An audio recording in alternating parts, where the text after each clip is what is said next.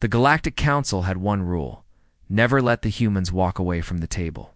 But today, we broke that rule.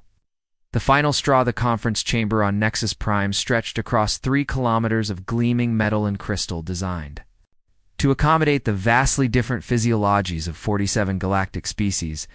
Dr. Sarah Chen sat in the cramped human section, watching as the Zephyrian delegation preened their iridescent feathers while delivering another lecture about proper galactic citizenship. Sarah had been attending these Galactic Trade Consortium meetings for 8 years, and the pattern never changed. Humans would present carefully researched proposals.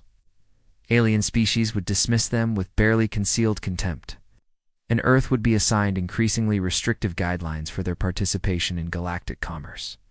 The safety protocols. "We propose," High Speaker Kyrix announced, her voice carrying the musical quality that made Zephyrians such effective orators, "are designed to protect all species from the enthusiastic nature of human expansion." Sarah felt her jaw clench. Captain Marcus Reed, sitting beside her, placed a warning hand on her arm. The military intelligence officer had learned to read the signs of her growing frustration over there. Years of partnership. The holographic display showed the proposed restrictions. Human ships would be limited to predetermined trade routes. Human colonies would require consortium oversight for any expansion beyond their current borders. Most insulting of all, human technological development would be subject to review by a panel of senior species to ensure it posed no threat to galactic stability. These measures, continued Kyrix, will help humanity mature into responsible galactic citizens under proper guidance. Commander Alina Vasquez, Earth's trade specialist, leaned forward in her seat. She had spent the last 6 months documenting how human logistics networks had revolutionized galactic commerce, reducing shipping times by 40% and increasing trade efficiency across all sectors. The data was clear. Humans weren't just participants in galactic trade. They were rapidly becoming its most vital component. Yet here they sat, being lectured like children who had misbehaved. The crystalline hive representative, a towering silicon-based being named Helix 9, resonated in harmonic frequencies that the universal translators converted to words. Human mining techniques in the Kepler system have exceeded expected output by 300%. Such productivity requires regulation to ensure equitable resource distribution. Sarah almost laughed. The crystalline hive had been struggling with mineral extraction in that system for decades, until human engineers introduced new extraction methods. Now that those methods were proving successful, suddenly they needed regulation. Admiral James Thompson, Earth's senior military representative, maintained his poker face, but Sarah could see the muscle twitching in his jaw. She knew he was thinking about the classified reports sitting in his secure folder, reports that painted a very different picture of human capabilities than what the consortium believed. The final insult came from the aquatic Dominion representative whose biosuit allowed the water-breathing species to participate in atmospheric meetings. "We have received concerning reports about human defensive preparations. Such militaristic tendencies are troubling in a species so new to galactic society." That was when Marcus leaned over to Sarah, his voice barely audible, showed him the Proxima files. Sarah's breath caught. The Proxima files contained evidence of something that would shatter the consortium's comfortable assumptions about human naivety. 3 months ago, human intelligence had discovered that several alien species had been deliberately sabotaging human colonies. While publicly supporting them in consortium meetings, food shipments containing slow-acting toxins, manufacturing equipment, programmed to fail at critical moments. Even deliberate misinformation about local stellar phenomena that had nearly cost thousands of human lives. The evidence was overwhelming and pointed to a coordinated effort to keep humanity dependent on alien assistance. But revealing the files would mean admitting that Earth had been conducting its own intelligence operations throughout the galaxy, operations that had apparently been far more successful than anyone realized. Sarah made her decision. She stood up slowly, her movement causing a ripple of attention throughout the massive chamber. The climate control systems had been calibrated for the average preferences of all species, which meant it was uncomfortably warm for humans, but perfectly comfortable for the cold-blooded Zephyrians who dominated the proceedings. "Hi, Speaker," Kyrix Sarah said, her voice carrying clearly through the chamber's acoustics. "Before we discuss new restrictions on human activities, perhaps we should address some recent discoveries about existing galactic activities." Kyrix's feathers ruffled slightly, a sign of irritation. "Dr. Chen, the schedule does not allow for unplanned presentations." Then perhaps Sarah replied, activating her personal display unit, "The schedule should be more flexible when discussing matters of life and death." The holographic projector showed the first document, shipping manifest from Centauri Logistics, one of the Aquatic Dominion's major trading companies. The manifest listed standard nutritional supplements being shipped to the human colony on Kepler 44 to be, but the chemical analysis revealed something else entirely. These supplements, provided by our trusted galactic partners, contained compounds that would cause liver failure in humans within 5 years of regular consumption, Sarah announced. The concentrations were precisely calculated to avoid immediate detection while ensuring long-term population decline. The chamber erupted in noise. Multiple species began vocalizing simultaneously, their various forms of communication creating a cacophony that overwhelmed the translation systems. Sarah waited for the din to subside before continuing. "This is just one example," she said, bringing up more files. "Manufacturing sabotage on New Terra? Deliberately incorrect stellar navigation data that nearly sent our colony ship into a solar flare? Mining equipment programmed to create toxic gas leaks." Each revelation hit the chamber like a physical blow. Species that had been lecturing humans about responsibility were suddenly confronted with evidence of their own criminal negligence. Or worse, deliberate malice. But the most damaging revelation was yet to come. Marcus stood beside Sarah, his military bearing evident as he activated his own display. For the past 8 years, human intelligence has been monitoring these activities. We have detailed records of communications between consortium member species coordinating efforts to maintain human dependence on galactic institutions. The evidence was overwhelming. Encrypted communications between Zephyrian trade officials and crystalline hive resource managers. Aquatic Dominion shipping records that showed deliberate routing of supplies to ensure human colonies remained vulnerable. Even meetings between senior consortium officials discussing managing human expansion through careful resource manipulation. "Hi, Speaker." Kyrix's feathers had lost their lustrous sheen. "These allegations are serious but unsubstantiated. Da. Consortium operates on principles of mutual benefit and cooperation." Admiral Thompson finally opened his classified folder. "Hi, Speaker. We have 3 Zephyrian intelligence operatives in custody on Earth right now. They were captured while attempting to introduce a biological agent into our atmospheric processors. Under interrogation, they revealed orders that came directly from your government." The silence that followed was deafening. Sarah looked around the chamber at faces that ranged from shocked to guilty to terrified.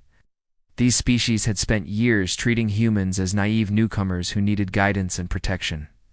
They had never considered that Earth might be conducting its own intelligence operations, or that human capabilities might far exceed what they had chosen to reveal. Commander Vasquez stood next, her voice steady and professional. "Earth's contribution to galactic trade networks represents 42% of all logistics coordination, 67% of crisis response efficiency, and 83% of new technological innovation. Yet we are consistently treated as junior partners requiring supervision." She gestured to the economic data floating in the hologram. "Human traders have identified and resolved supply chain bottlenecks that your species couldn't solve in decades. Human engineers have improved mining efficiency across 17 different systems. Human doctors have provided medical breakthroughs that have saved billions of lives across the galaxy." Admiral Thompson added the military perspective. "Human patrol fleets have responded to over 300 piracy incidents in the past year. Alone incidents that occurred in space, supposedly protected by consortium security forces. We have prevented 4 potential wars through early diplomatic intervention that your intelligence services never even detected brewing." The implications were staggering. While the consortium had been debating how to manage and restrict human activities, humans had quietly become the backbone of galactic civilization. They weren't successful, despite alien oversight. They were successful because they had learned to work around it. Sarah felt a strange calm settle over her as she prepared to speak again. 8 years of condescension, restrictions, and barely veiled threats. 8 years of being treated like children while secretly keeping galactic civilization functioning. 8 years of pretending to be grateful for alien guidance, while knowing that guidance was often deliberately harmful.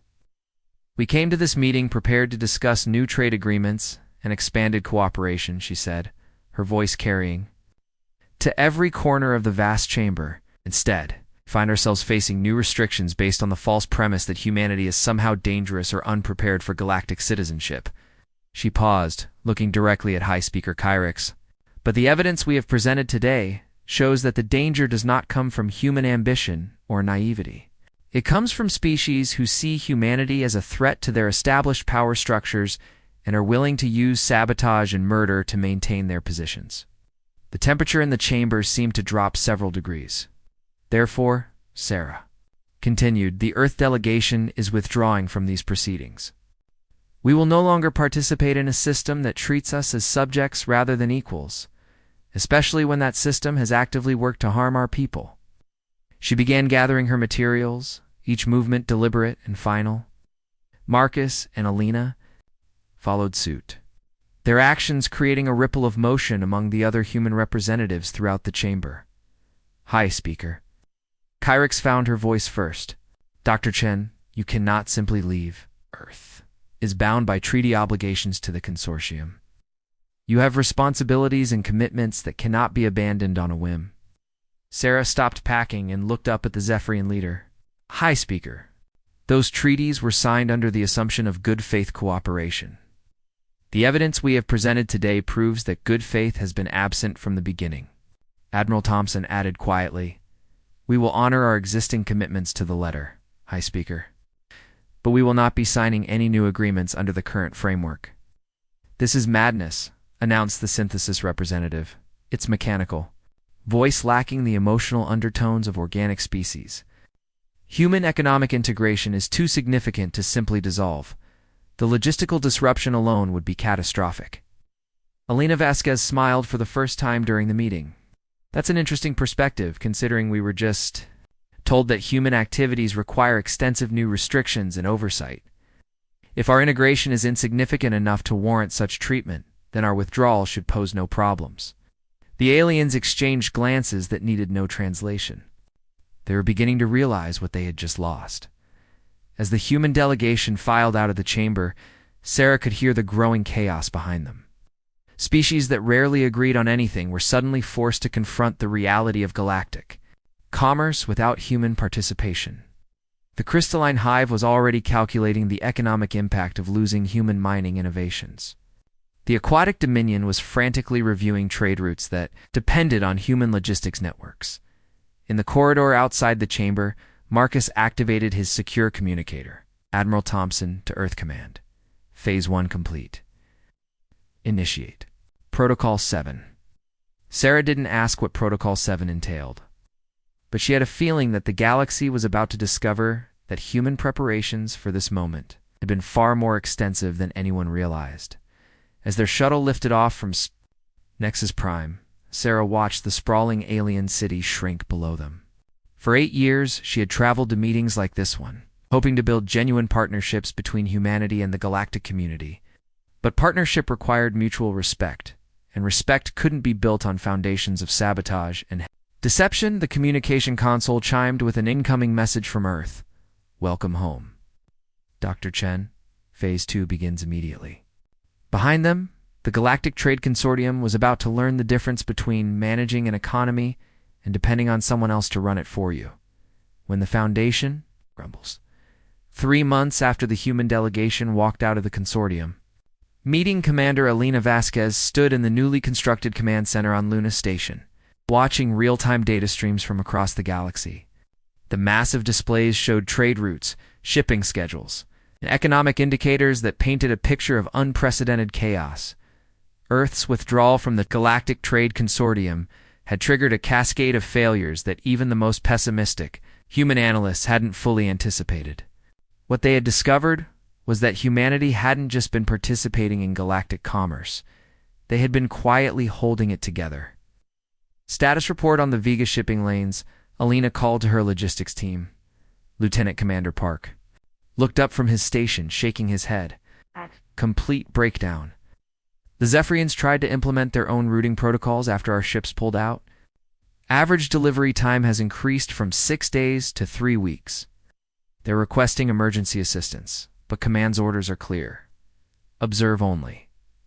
Alina nodded grimly. The Vega lanes had been one of humanity's major contributions to galactic trade. Human navigators had developed routing algorithms that accounted for stellar phenomena, asteroid movements, and even interplanetary traffic patterns in ways that reduced both travel time and collision risk.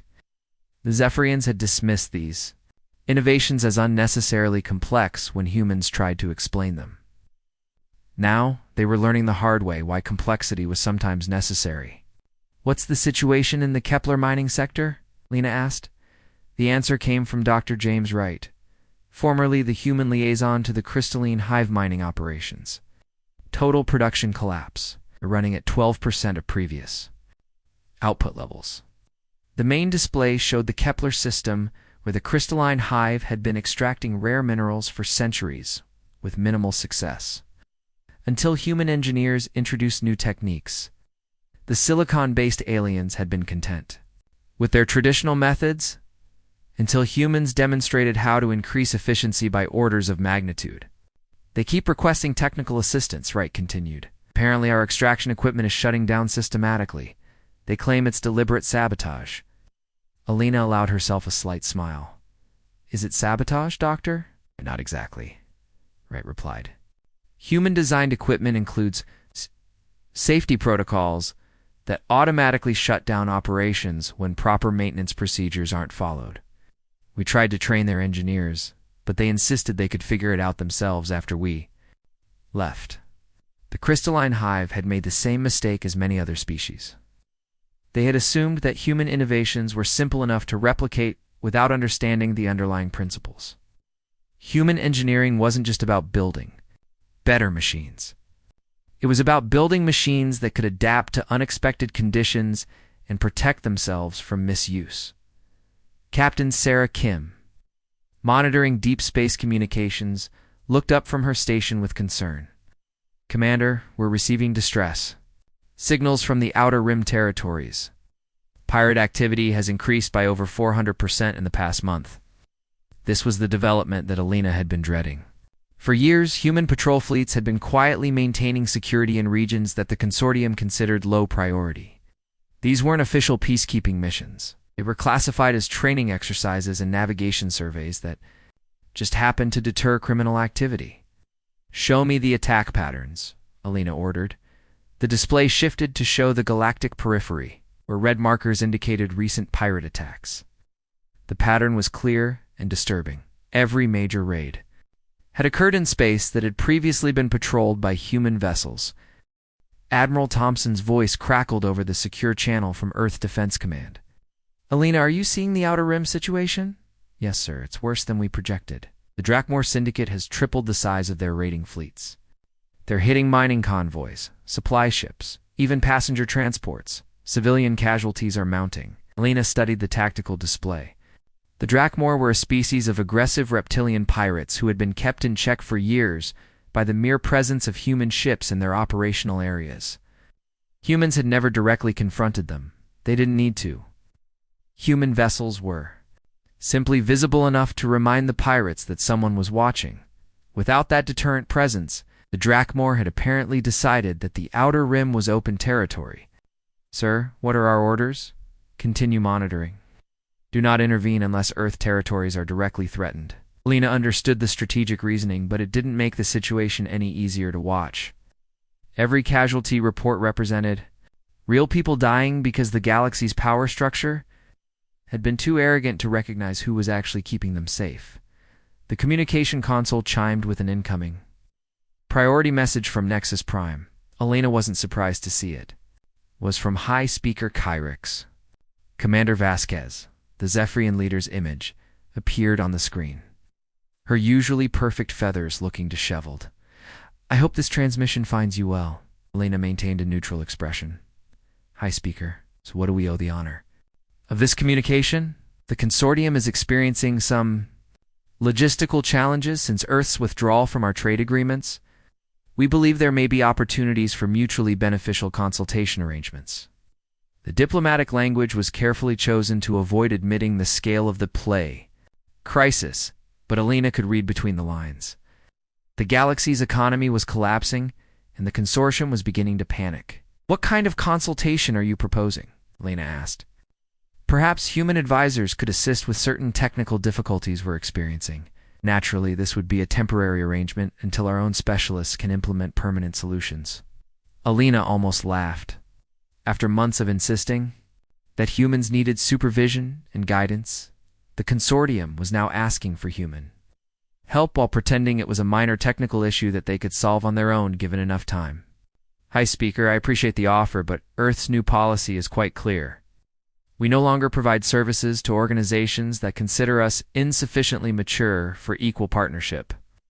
Kyrix's feathers rustled with agitation. "Commander, surely you understand that galactic stability serves everyone's interests. Economic disruption helps no one." "I agree completely," Alina replied smoothly. "That's why it's so unfortunate that the consortium chose to create this disruption by implementing policies designed to restrict human participation in galactic commerce." The conversation continued for several more minutes, with Kyrix becoming increasingly desperate in her attempts to secure human assistance without acknowledging the fundamental power shift that had occurred. Alina maintained professional courtesy throughout, but her message was clear. Earth was no longer interested in being a junior partner in galactic affairs. After the transmission ended, Alina turned back to her monitoring stations. The reports continued to flood in, each one demonstrating another aspect of galactic dependence on human capabilities that the consortium had never recognized. The Aquatic Dominion's shipping companies were hemorrhaging money as their delivery schedules collapsed. Without human logistics coordination, the synthesis manufacturing collectives were discovering that their vaunted efficiency had actually depended heavily on human-developed supply chain management. Even more telling were the reports from Dr. Rachel Morris, who had been monitoring diplomatic communications across the galaxy. Species that had barely acknowledged each other's existence were suddenly forced into direct negotiations without human intermediaries who had become expert at finding common ground between vastly different cultures. Commander Morris called from her station. "We're receiving reports of actual fighting between consortium members. The thermal unionists and the Crystal Hive are disputing mineral rights in the Centauri system." Alina wasn't surprised. Humans had been quietly mediating resource disputes for years, often preventing conflicts before they escalated to the point where other species even knew they existed. Without those early interventions, tensions that had been simmering below the surface were finally boiling over. Any consortium response? They're trying to organize a mediation committee, but they can't agree on which species should lead it. Each faction wants representation proportional to their contribution to galactic commerce. But without human participation, those calculations don't work anymore. The irony was profound. The consortium had functioned smoothly for years because humans had been doing most of the actual work while alien bureaucrats took credit for the results. Now those bureaucrats were discovering that governing required more than holding meetings and making pronouncements. Admiral Thompson's voice came through the secure channel again. "Alina, we've just received intelligence from our deep space monitoring stations. The situation is about to get worse." "How much worse, sir?" "The Terminus Collective is mobilizing. Our analysts believe they're preparing to exploit the current instability." Alina felt a chill run down her spine. The Terminus Collective was an aggressive alliance of species from beyond the galactic rim, beings who had been kept at bay for decades by the combined deterrent effect of consortium, military forces, and strategic positioning. But the consortium military was currently spread thin, dealing with internal conflicts and economic disruption. "Sir, if the Terminus Collective moves into consortium space while they're dealing with internal collapse, it could trigger a galactic war," Thompson finished. "One that the consortium is completely unprepared to fight." Alina stared at the tactical displays showing the growing chaos across known space. Economic collapse, diplomatic breakdown, increasing piracy, and now the threat of external invasion. The galaxy was spiraling toward catastrophe. And the species who had spent years lecturing humans about responsibility were proving incapable of managing their own affairs. Admiral, what's our response if the Terminus Collective does move? Act! Depends on whether anyone asks for our help. More importantly, whether they're willing to ask as equals rather than superiors, requesting assistance from subordinates. The next few hours brought a steady stream of increasingly desperate communications from across the galaxy. Mining operations requesting human engineering expertise, trade companies begging for human logistics support, even military commanders subtly inquiring about human security assistance. Each request was politely declined with the same message. Earth remained committed to peaceful cooperation with species who recognized humanity as equal partners. For everyone else, humanity would continue to focus on its own development and defense. As Alina watched the reports accumulating on her screens, she began to understand the full scope of what was happening. The galaxy hadn't just lost a trading partner when humans walked away from the consortium. They had lost the species that had been quietly keeping their entire civilization functioning. The aliens had spent so much time arguing about who should be in charge that they had never noticed who was actually doing the work.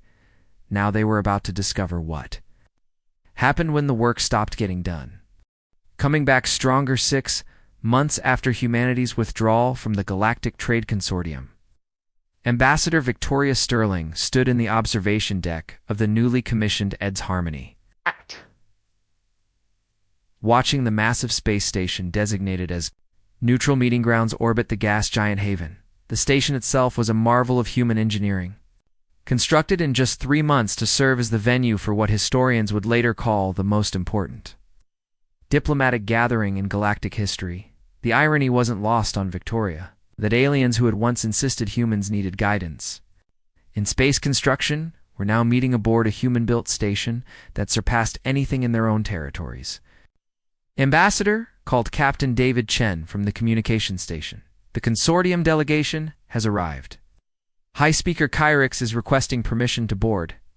Victoria straightened her formal diplomatic robes, a design that combined Earth traditions with materials that had been gifts from the few alien species who had maintained friendly relations with humanity. During the crisis, the symbolic message was clear. Humans were prepared for cooperation, but on their own terms. Grant permission, Captain, Dad, and signal the other delegations that the conference will begin in 1 hour. Through the observation port, Victoria could see the assembled fleet representing 17 different species, each ship maintaining careful distance from the others. The past 6 months had shattered many of the old alliances and power structures that had defined galactic politics for centuries. The crystalline Hive had suffered complete economic collapse when their mining operations failed without human technical support.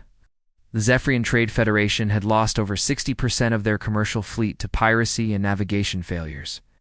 The Aquatic Dominion shipping empire had fragmented into competing factions, each blaming the others for the logistical disasters that followed humanity's withdrawal. But the crisis that had finally forced this meeting wasn't economic or commercial. It was the Terminus Collective's invasion of the Outer Rim territories, an assault that had overwhelmed consortium defenses within weeks and was now threatening core system worlds. Dr. Sarah Chen, now serving as Victoria's chief advisor, joined her at the observation port. The intelligence briefings are complete. Are you ready for this? Victoria nodded, though she felt the weight of responsibility settling on her shoulders. As the first human to hold the rank of ambassador plenipotentiary, she carried authority to make decisions that would reshape galactic civilization. But more than that, she carried the hopes of a species that had finally decided to claim their rightful place among the stars. What's the latest from the front lines? The Terminus Collective has taken the Kepler system. They're using human-designed mining equipment they captured from the Crystalline Hive facilities.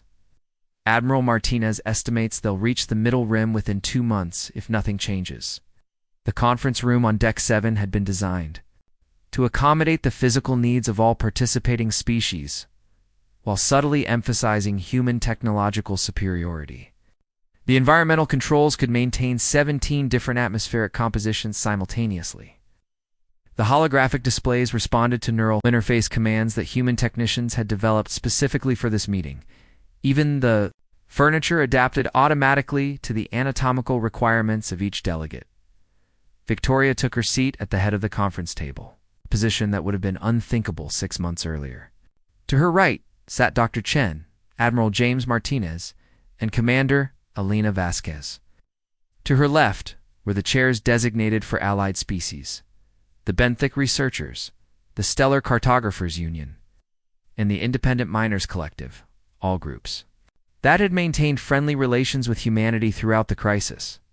High Speaker Kyrix entered first, her once pristine feathers now showing signs of stress molting. Behind her came the other consortium representatives, each bearing the unmistakable marks of the crisis their policies had created. The Crystalline Hive representative, Helix 9, moved with the jerky motions that indicated severe resource deficiency in silicon-based life forms. The synthesis delegate's mechanical components showed signs of poor maintenance, without access to human-manufactured precision parts. Ambassador Sterling Kyrix began, her musical voice carrying undertones of desperation that the universal translators struggled to convey. "We are grateful for your willingness to host these discussions." Victoria noticed the careful phrasing. Consortium was no longer demanding or expecting. They were grateful for the opportunity to talk. Earth is not here to negotiate a return to the previous arrangement. We are here to discuss the possibility of establishing new relationships based on mutual respect and equality.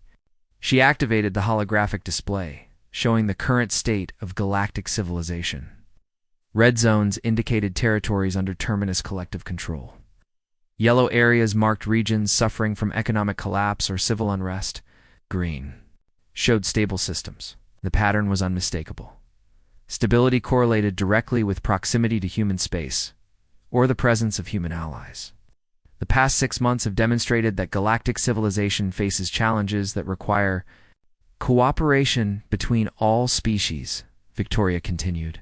But cooperation must be based on recognition of each species' actual contributions and capabilities, not on outdated assumptions about who should lead and who should follow. Lex 9 resonated in harmonics that translated as barely controlled. Panic, Ambassador. The Terminus Collective is using human technology captured from our facilities. They have adapted your mining equipment for military purposes. Their advancement rate suggests they understood human innovations better than we did. Admiral Martinez leaned forward. That's because the Terminus Collective has been studying human engineering for years. Unlike the consortium, they recognized the value of our innovations and invested in understanding them rather than dismissing them. The implication was clear and terrifying. While the consortium had been debating how to restrict human activities, their enemies had been learning from them. The technological advantages that humans had developed were now being used against the very aliens who had rejected them. Victoria brought up the next display, showing Earth's current defensive capabilities. The assembled aliens stared in shock. At the revelation of humanity's true military strength, the Earth Defense Force currently operates over 800 combat vessels of various classes, she announced calmly. Our deep space monitoring network extends across 47 systems. Our rapid response fleets can reach any point in the local galactic cluster within 72 hours. The numbers were staggering. While aliens had been treating humans as a minor species requiring guidance, Earth had been building a military force that rivaled the combined fleets of the entire consortium. How is this possible? Demanded the Aquatic Dominion representative. Our intelligence services found no evidence of such extensive military development. Commander Vasquez smiled coldly. Your intelligence services were investigating based on assumptions about human capabilities and intentions. Those assumptions were incorrect. Dr. Chen activated another display. This one showing technological developments that had been kept classified during humanity's consortium membership. Advanced propulsion systems that made ships faster than anything in alien fleets. Defensive shields that could deflect weapons the aliens considered unstoppable. Manufacturing techniques that allowed rapid construction of both civilian and military infrastructure. For 8 years, Dr. Chen explained, Humanity participated in galactic civilization while maintaining independent research and development programs. We shared some innovations with our allies, but we kept our most significant advances classified. Revelation was shocking, but Victoria could see understanding dawning in the aliens' eyes. They were finally grasping the true scope of their miscalculation.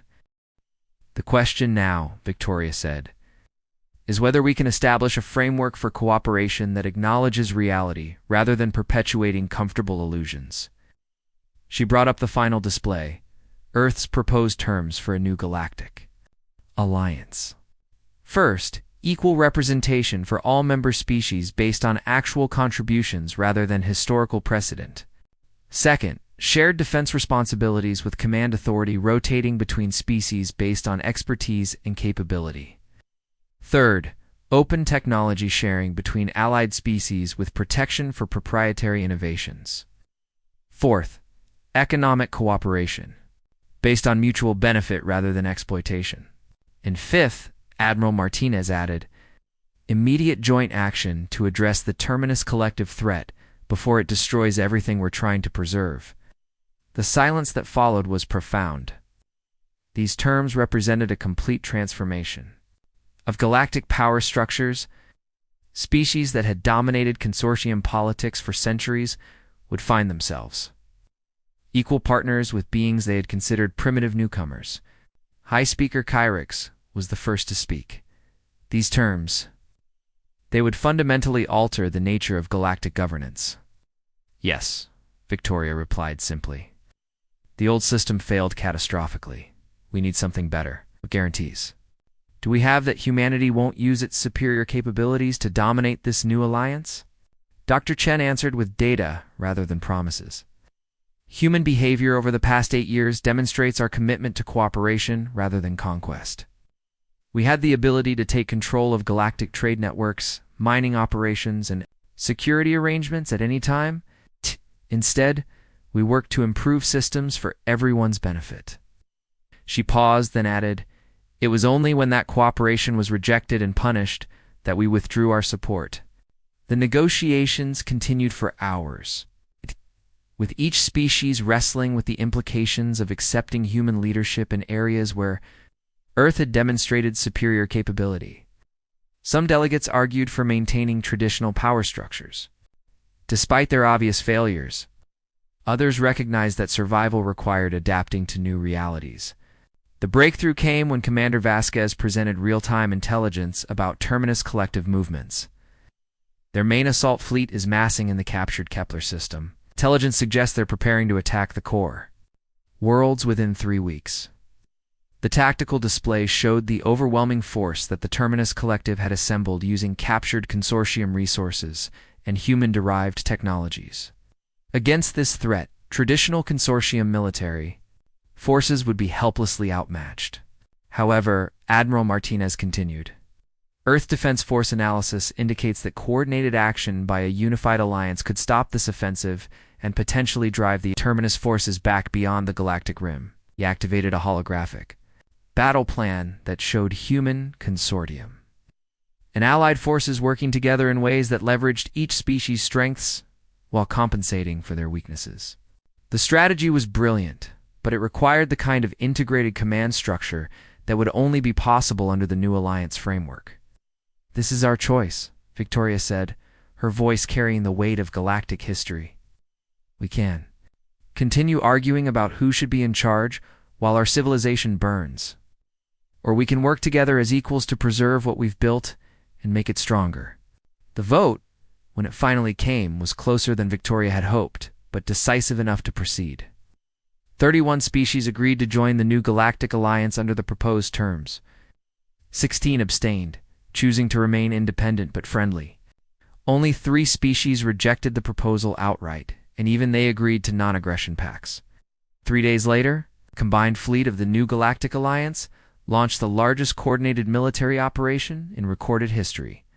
Admiral Martinez commanded the operation from the flagship EDS Unity, with tactical oversight provided by a council of representatives from 12 different species. The battle for the Kepler system lasted 18 hours and demonstrated the devastating effectiveness of truly integrated alien-human cooperation. Human ships provided speed and firepower, while crystalline high vessels contributed their superior defensive capabilities. Aquatic Dominion forces excelled at coordinated maneuvers in three-dimensional space, while Zephyrian pilots proved invaluable for reconnaissance and communication relay. But it was human strategic planning that made the difference. Where the Terminus Collective expected traditional static defenses, they encountered fluid, adaptive tactics that turned their own captured human technology against them. Human engineers had built backdoors into equipment they knew might be captured, allowing Alliance forces to disable Terminus weapons at critical moments. The victory was complete. Terminus forces retreated beyond the Galactic Rim, their invasion fleet shattered, and their confidence in captured human technology thoroughly shaken. More importantly, the battle had forged a new understanding between species that had been suspicious rivals just months before. In the aftermath, as Alliance ships patrolled newly secure space lanes and reconstruction efforts began in liberated systems, Ambassador Victoria Sterling stood once again in the observation deck of the Harmony. This time, she was watching construction. Crews from 17 different species, working together to build the first permanent headquarters of the Galactic Alliance. Dr. Chen joined her, carrying a data pad with the latest reports from across Alliance space. The economic recovery is ahead of schedule. Trade volumes are already exceeding pre-crisis levels. Victoria nodded, unsurprised. When species work together as equals rather than in hierarchical competition, the benefits compounded rapidly. What about the political integration? Better than expected. The rotating council system is working well. Species are starting to see leadership as a service responsibility rather than a privilege to be hoarded. Through the observation port, Victoria watched a human engineer explaining something to a group of crystalline hive technicians. Their silicon forms bent attentively over a holographic display. Nearby, an Aquatic Dominion logistics specialist was coordinating with Zephyrian pilots to optimize supply routes. 6 months ago, these species had been unable to cooperate effectively on the simplest tasks. Now, they were building a civilization that worked better than anything that had come before. "There's one more thing," Dr. Chen said, activating her datapad. "We've received a communication from the Terminus Collective. They're requesting a non-aggression treaty." Victoria smiled. The species that had tried to exploit galactic weakness had discovered that the new alliance was far stronger than the old consortium had ever been. But strength used wisely created peace rather than fear. "Draft a response," she said. "We're willing to discuss peaceful coexistence, but they need to understand that the galaxy has changed. We don't accept conquest as diplomacy anymore." As she watched the ongoing construction, Victoria reflected on the journey that had brought them to this point. Humanity had left the negotiating table because they were tired of being treated as children. They were returning as the adults in the room, but they were bringing everyone else up to the same level, rather than claiming superiority. The old galactic order had been built on the assumption that some species were naturally suited to lead, while others were meant to follow. The new alliance operated on the principle that every species had something valuable to contribute when given the opportunity and respect they deserved. It had taken a crisis to force change, but the result was a civilization that was stronger, more stable, and more just than anything the galaxy had seen before. And at its heart was a simple truth that humans had known all along. The best way to lead is to make leadership unnecessary. The future stretched ahead, full of challenges and opportunities. But now the galaxy faced them together as equals. With the combined strength of species who had finally learned to trust each other, Victoria turned away from the observation port, ready to get back to work. There was still much to do, but for the first time in galactic history, she was confident. They had the tools and the unity to do it right. The day Earth said no had become the day the galaxy learned to say yes to something better.